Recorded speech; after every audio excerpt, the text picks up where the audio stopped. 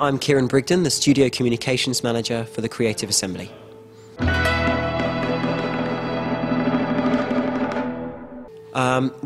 Shogun 2 is a real kind of labour of love for us because, as you mentioned, Shogun 1 was the first game in the Total War series. It's what's allowed us to make games for the last 10 years.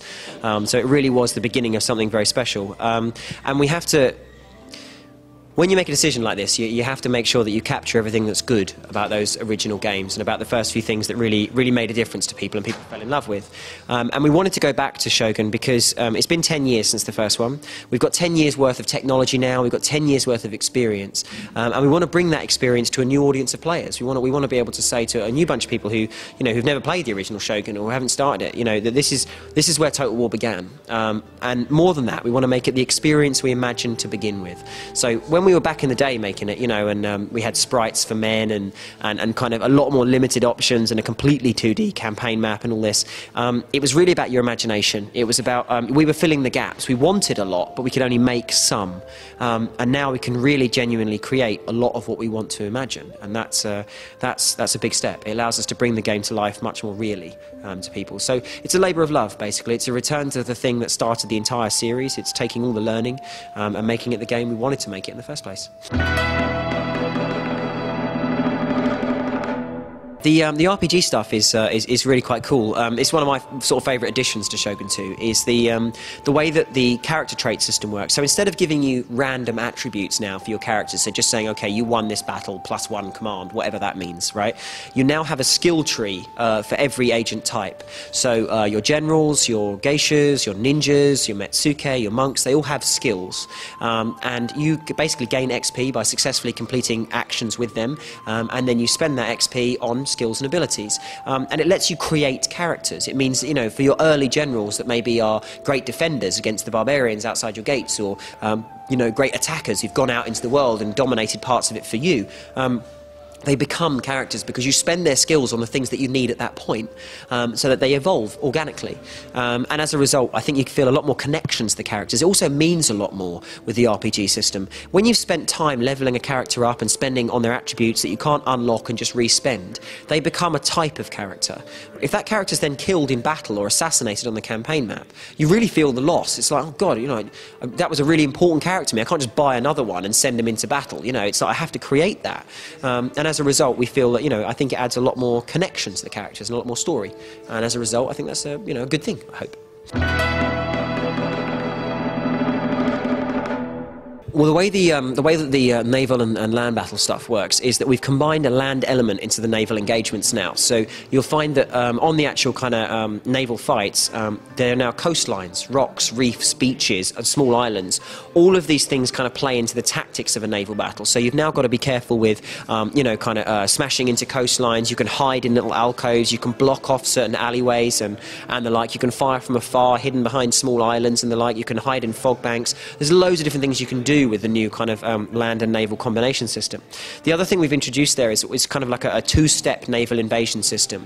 So if you load an army onto a fleet and you invade an enemy province which is defended by a fleet, your first phase of the battle is to fight the navy off the coast, and you'll control your ships and destroy the enemy navy. If you're successful there, the game moves to a second stage in the same turn, which is where the navy will move in, beach your troops, and you'll then be in command of the troops in a separate battle and sending them into the province. And that's kind of like a reward for being successful on the naval engagement side. It's a two-stage naval engagement, like a D-Day landing style scenario. So the naval engagements have had a huge kind of upgrade to those as well.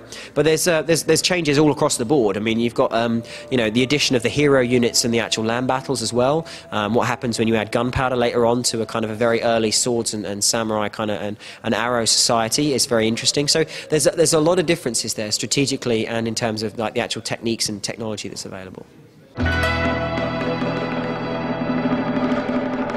Dilemmas essentially are very much like choices. So the game has an event system, right? So as you're going through the game, things will happen. Earthquakes, natural disasters, volcanoes, things like this. They'll actually occur, and as a result, you'll have to deal with the outcome. If you're looking after that province, say, you'll have to deal with something that happens. But dilemmas are a slightly separate system. So there'll be things that happen that you need to choose about. A good example is, say you destroy an enemy faction, and you'll end up with a load of enemy samurai. They don't have a leader.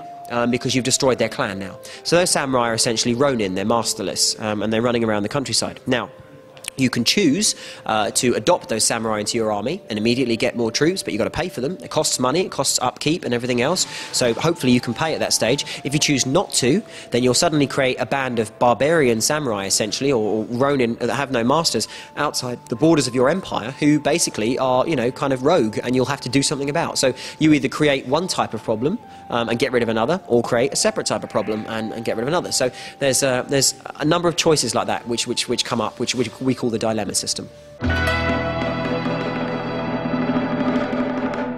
There are 10 playable factions in the game at the moment, and they vary quite a great deal.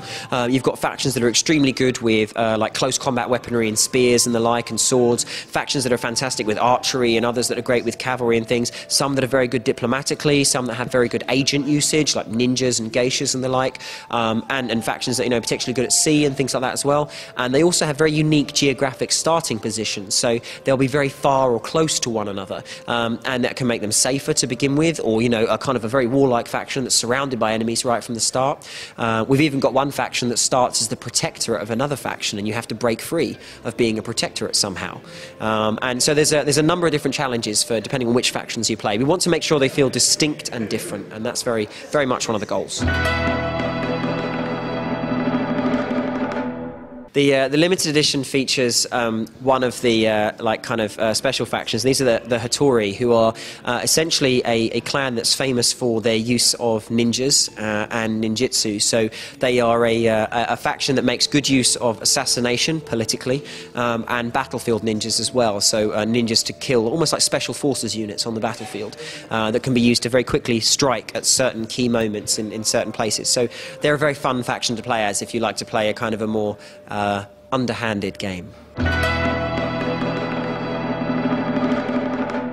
The map is a kind of a very interesting step. It's a 2D, 3D combination, as you've seen, and the map is basically kind of 3D in the area that you're aware of, in the area that you've already explored or that you own, and everything you don't yet know about is all drawn in 2D. It's a complete mystery beyond, and that does a couple of things. The first thing it does is it's a nice little homage to the original game. So anybody who's played the original Shogun and the original Medieval will know that the maps were 2D, and so it's a nice little nod back to those times.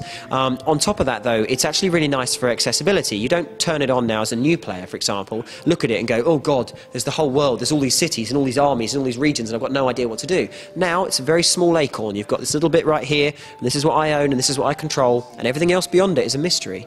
And it also adds that magic, that sense of exploration and going out into an unknown world, because the Japanese clans of the period, they'd have had a knowledge about, you know, roughly where this guy was or that guy was, or, you know, that the capital was somewhere over there in that direction, but they wouldn't have had a detailed knowledge of the environment in the same way that Napoleonic Europe would, or, you know, or indeed kind of, you know, modern day world, where it's much more about the local understanding and the local province. And indeed there's even a story in history where one clan declared war on another and then had to make peace because they couldn't work out how to get out of their own province and reach the enemy. So that kind of stuff actually happened in Japanese history. Yeah, it's you know, like I say, as a result, I think you get a more organic and a much more personal feel to the map. It's quite cool. I like it. The RPG system. That's my favourite. I mean, as well as strategy games, I enjoy RPG games, so it kind of naturally appeals to me anyway. But I think it adds something that Total War.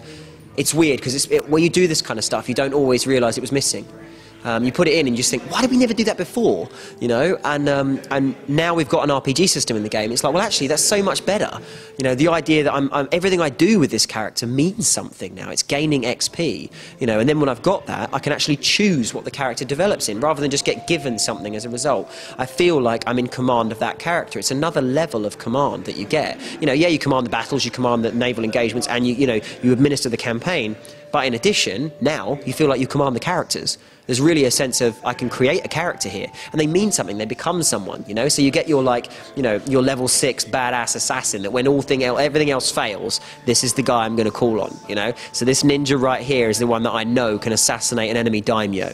You know, if I need him to, he can kill, you know, like a 5-star general or something like that. He's the guy. Or a Metsuke or a monk, you know, that I would say, right, I need to convert this guy away from the path he's taking, and I've got this one guy that I can use for it. So it creates character, and that's what I like in the game. It creates a sense of immersion, story, and character. We haven't pinned a release date on it yet, but you can expect it in the first half of next year, so the first half of 2011.